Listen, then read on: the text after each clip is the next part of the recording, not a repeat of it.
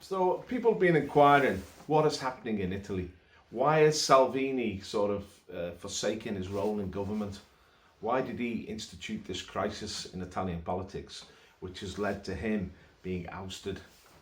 And a lot of people are panicking. They think that Salvini has blown it and that he's going to be out of government for years to come, and the left has taken control of Italy again. A coup probably engineered in Brussels but put into place by the Five Star Movement and the Democratic Party in Italy, the left-wing party. Uh, People are talking about it as a defeat for Salvini, Matteo Salvini, and maybe his demise. This all comes from a lack of understanding of Italian politics and how it evolved since the general election in 2018, when La Liga, Salvini's party, become a big player in Italian politics.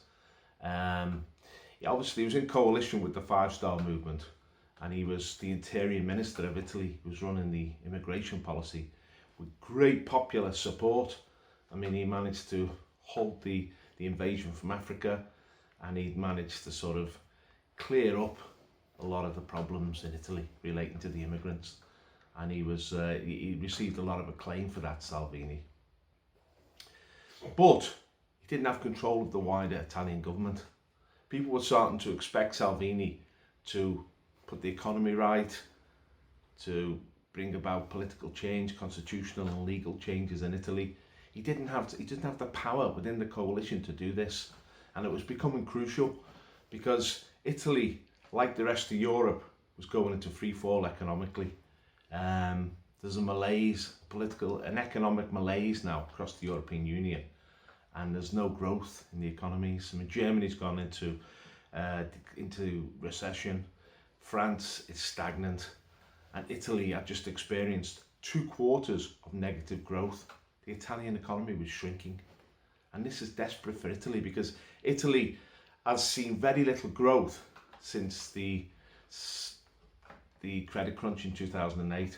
Italy has been in one long ongoing recession. This is one of the reasons why they voted for Five Star and Salvini in the first place. And you need to resolve it. They need to resolve these economic issues. And Salvini had radical plans to do that. He was talking about a flat tax. He was talking about disengaging Italy from the European Central Bank, possibly even leaving the euro to give the Italian economy the freedom to regenerate itself. He was talking about real dramatic changes in the way the Italian economy was structured. He was talking about getting rid of a lot of regulations, really bringing the Trump model to Italy and really attracting international investment back into Italy. This is the problem with Italy. International investment into Italy has dried up. So any sort of economic growth has to be generated internally, and it's not happening. There's a flight of capital from Italy. Italy's in dire straits economically, and it needed a radical plan to resolve that. And Salvini had that plan, but he couldn't put it into operation because he didn't control the government, and he couldn't get the cooperation of the Five Star Movement, which was the senior partner in the government, Luigi Di Maio. The Five Star government consisted of this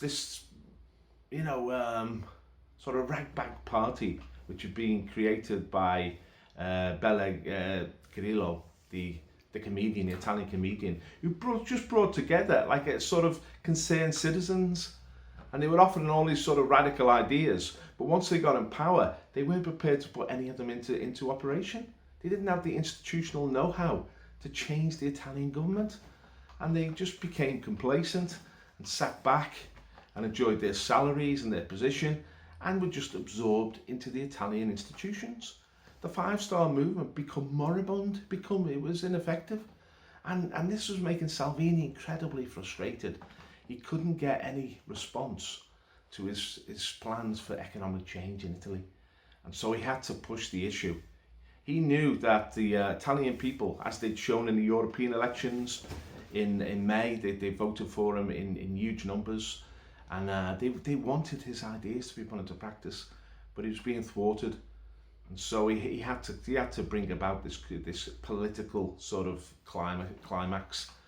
Basically, he said to the Five Star Movement, let me take control of the economy, or let me take control of the government and we'll get you out. Let's have a general election and see what the Italian people want. Now, the Five-Star Movement have always said they will never work with the Democratic Party, which is the old establishment of Italy, which is all the old sort of lefties and sort of pro-European politicians who have sort of dragged Italy down through the decades. But now that they've got Salvini out the way, they just made this pact with the Democratic Party, with its leader, Zangretti, and they formed a new government. Now, Zangretti's an interesting character because he is an ex-communist. He's a Jewish guy, but he's very pro-Palestinian, very pro-Muslim, and passionately in favour of immigration. He's talked about Eurabia, he's talked about bringing Africa into Europe, he's celebrated African immigration, he's written a book about it. You know, he's an out-and-out globalist. He wants to transform Europe into a dumping ground for third world immigrants. And he is now in government in Italy with the Five-Star Movement. And whereas the Five-Star Movement are sort of rank amateurs when it comes to politics and are not putting any vision into effect, the Democratic Party, they're experienced players. They know how the institutions work. Although they're supposedly junior partners in this new coalition, they're going to take control of it. Now, does that mean that Salvini's impotent? No, not at all. Salvini still has the mass support of the Italian people. His own party maybe has 35 to 40% support in the opinion polls. The Brothers of Italy, his allies, they have between 5 and 10%. And then there's Forza Italia, which is Silvio Berlusconi. They again have 10%. So he has more than half the Italian public on his side. If there's a general election tomorrow, he'll win a landslide in Italy. So he's in a strong position. Although he's been pushed out slightly off the government now, he's popular support behind him.